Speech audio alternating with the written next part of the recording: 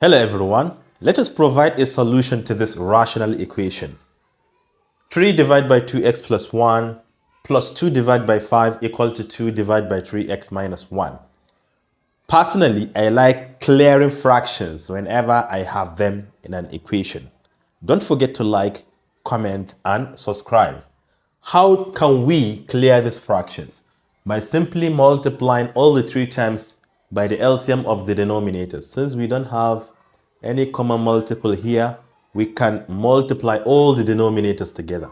So it's like taking the whole of these 3 times. So let me put a bracket here.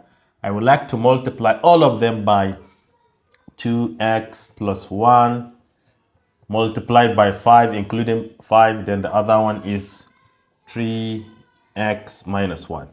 By doing this, all fractions will go.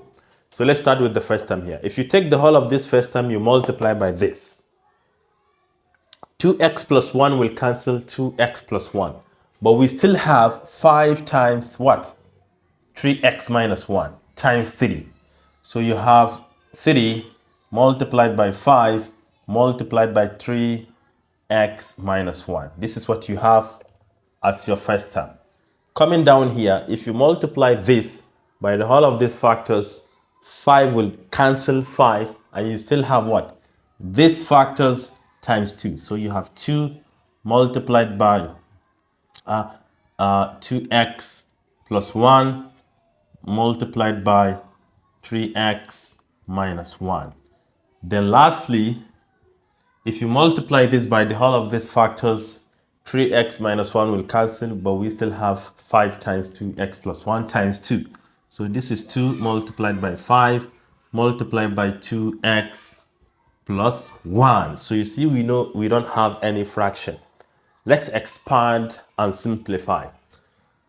3 times 5 is 15. 15 times 3 is 45. So we have 45x. 3 times 5 is 15 times negative 1 is negative 15. We are done with this one. Then moving down here. I can do something simultaneously here. 2 times 2x. That will give us what? 4x. And that 4x times 3x will give us what? 12x squared.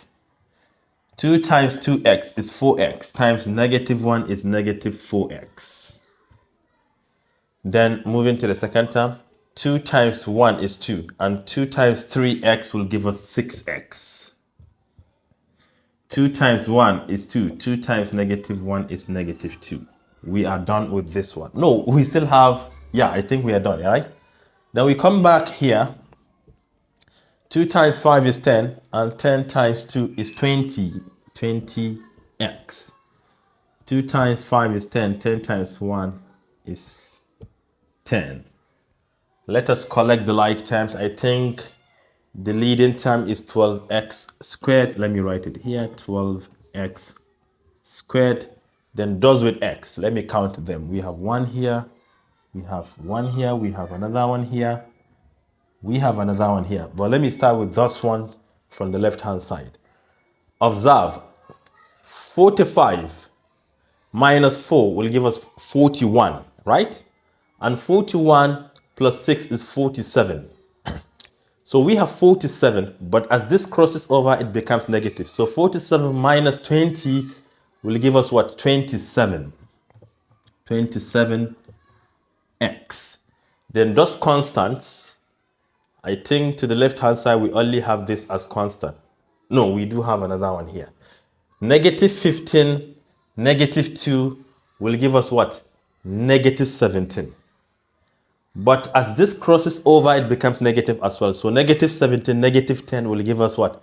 Negative 27. Negative 27. And everything is equal to 0. I can see we have a common factor between all of these 3 terms. 12, 27, and 27, which is 3. 12 divided by 3 is 4. So we have 4x squared here. 27 divided by 3 is 9x. Minus 9 equals 0. This is another equation. This is a quadratic equation, right? Let's see whether it is factorable. 4 times negative 9 will give us negative 36.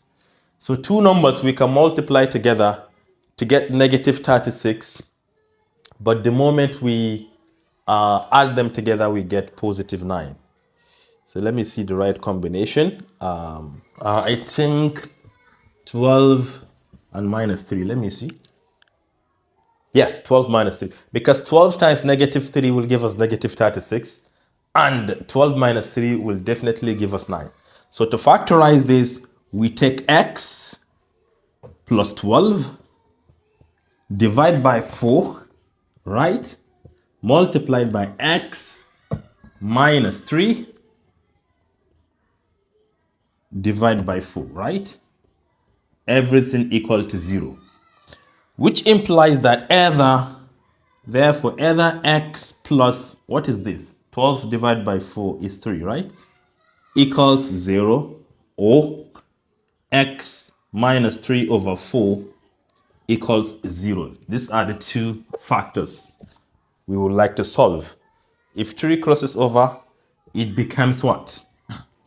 Negative 3, which means that x is equal to negative 3, or if negative 3 over 4 crosses over, it becomes positive 3 over 4. Positive 3 over 4. And hence, this is said to be the solution to this particular problem. All we have to make sure is the denominator cannot be 0. So you can see here, x cannot be negative 1 over 2. And we don't have any negative 1 over 2. And here, x cannot be positive 1 over 3. We don't have anything as such here. And hence, this is said to be the solution to this problem. Thank you for watching. Do share to your learning colleagues. Bye-bye.